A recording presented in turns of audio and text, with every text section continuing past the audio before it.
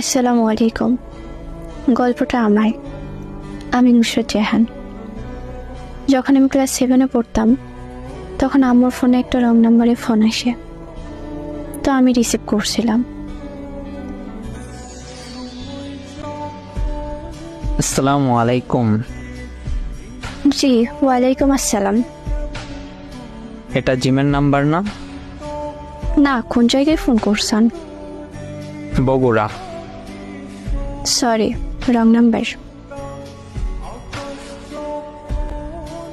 5 minute পর সে আবার phone করে।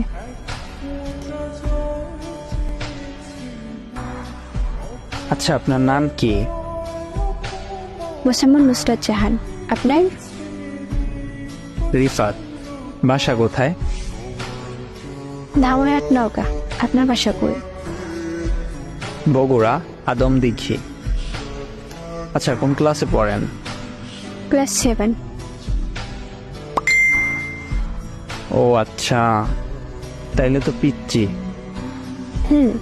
আপনি কি করেন? আমি ছোট একটা জব করি, বিজিবিতে আছি আমি। আচ্ছা ঠিক আছে, আর কিছু বলবেন?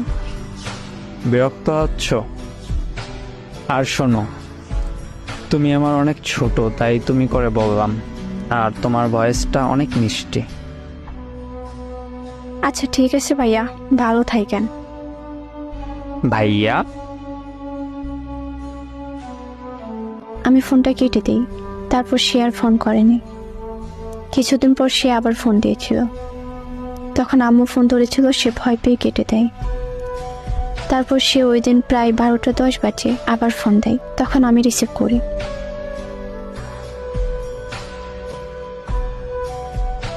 কেমন আছো? জি আলহামদুলিল্লাহ। আবার কেন ফোন করেছেন? এত রাগ করো কেন? রাগ করবো না তো কি করব? কেন ফোন দিছেন আবার?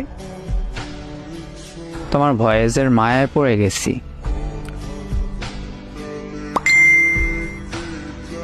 তোমার ভয়েসটা এত মায়াবী, না জানি তুমি কতটা মায়াবী। আর কিছু বলবেন? শোনো না, বলেন। আমরা কি ফ্রেন্ড হিসেবে কথা বলতে পারি? আমি অনেক ছোট, ক্লাস 7-এ পড়ি। আর এটা আমার ফোন না, আম্মুর ফোন। আর মূল কথা হচ্ছে আপনি আমার অনেক বড়। কিভাবে সম্ভব? এটা সম্ভব না। সম্পর্ক কখনো বয়স দেখে হয় না। প্লিজ আমার সাথে ফ্রেন্ডশিপ করো, প্লিজ।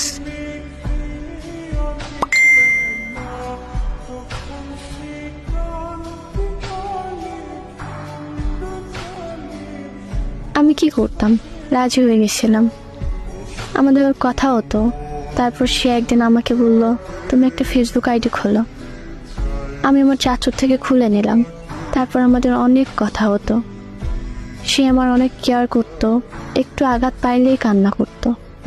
এমনকি আমার আম্মুর সঙ্গেও ও কথা বলেছিল যে আন্টি, আমি আর নুসরাত